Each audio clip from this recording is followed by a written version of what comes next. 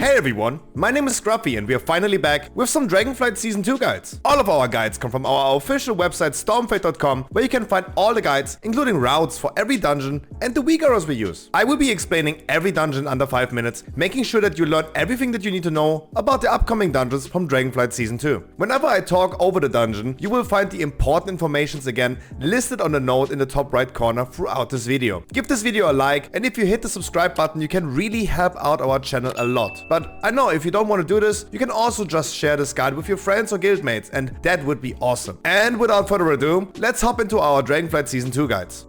Right off the bat, a mix of scorpions, worms and spiders are in your way to the first boss. The little spiders will leave a void zone whenever they die, and these will also occur during the first boss of Neltarions' Lair. The worms will submerge and cast Viscid Bile whenever they emerge again. This deals damage to close players during their 4-second channel. The big Hark uses a frontal cone in the direction of a tank, which deals an insane amount of damage. You will see more of them later on, but you can skip the first one if you wish by walking through the water. The crocodiles you find here will inflict a bleeding debuff on the tank. Jump down the waterfall and make sure to always kill your teammates with something like Path of Frost.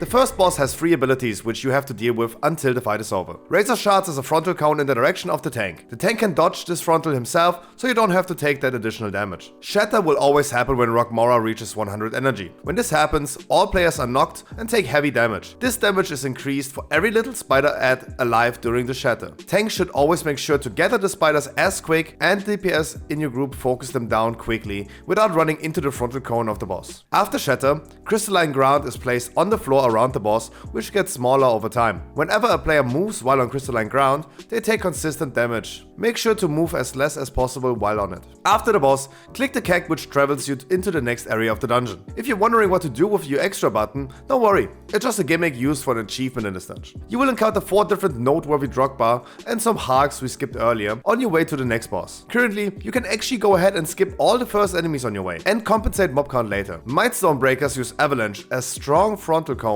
which also deals additional party-wide damage. This will hurt a lot, but even more if any damage dealer stands in front of them. Blightshard Shaper casts Stormbolt on random players, which can be interrupted. Rockbound Pelters will frequently disengage away from the tank and attack random players with Jagged Disc. If you don't want those mobs to suddenly pull additional enemies, tanks should try to keep aggro on them without coming closer to them. Ularok is the second boss of this dungeon, hitting tanks with Thunder, which deals just heavy damage on the tanks. Strike of the Mountain will mark 2 random players and spawn hands located in a cross around them. After 2 seconds, these hands will crash into each other and deal heavy damage if players are not escaping out of the middle of it. Whenever you run out of this, make sure to not walk through these hands, which already deal damage when coming into contact with them. Bellow of the Deeps spawn 2 bellowing idols, which cause all party members to take consistent damage as long as they persist. These spawn usually very close to the boss and should be cleaved down very quickly. Make sure to not be sleepy during this boss whenever he uses Stance of the Mountain. Ularok will submerge and replaces himself with an idol, spawning also 4 additional idols. This is a typical head game where you have to keep on track which idol the boss is hiding in. Players take a lot of damage while the boss is submerged, so you have to make sure to kill the correct one quickly. But there's no penalty if you kill the wrong one.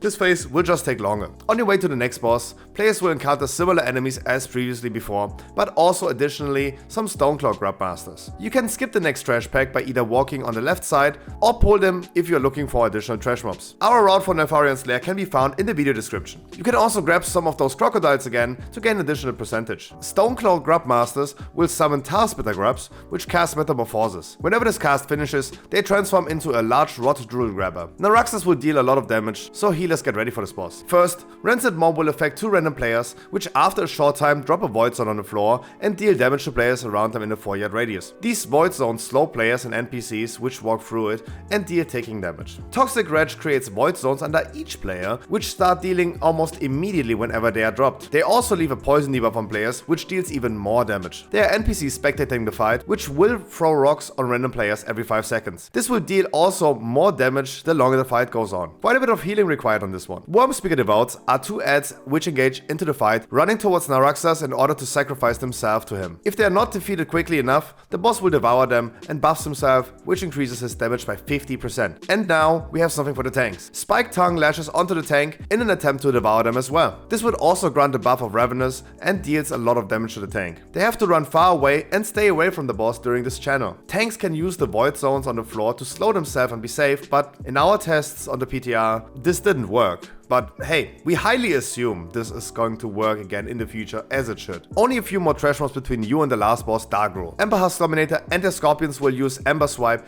dealing heavy damage and a frontal cone to the tank. Understone Demolishers will cast Charskin, transforming into Colossal Charskin, fixating a random player with Burning Hatred. Rockbound Trapper will use Bound to stun the tank for 4 seconds. This can be interrupted. Darkroll has this very tricky ability Magma Wave whenever he reaches 100 energy. This deals insanely large damage almost immediately upon reaching his full energy and start casting it. Players must make sure to keep an eye on his energy and hide immediately behind crystal spikes before this occurs. There will be 3 crystal spikes spawning every time before he reaches 100 energy. This is indicated by a large orange swirl which deals damage on impact. This crystal spike can be destroyed by having a Magma Sculptor running through it or by the tank smash. The Magma Sculptor is an ad which spawns once in every cycle of his energy. This ad will fixate on a random player and deals pulsating damage as long as it's alive. If you kite this ad through the crystal spikes, the spikes will be destroyed and the ad will be stunned. Darkroll will use Landslide, a frontal cone towards the tank, and immediately afterwards Molten Crash to the tank. This will deal a ridiculous amount of damage to the tank, which have to use their strongest defensives during that combination.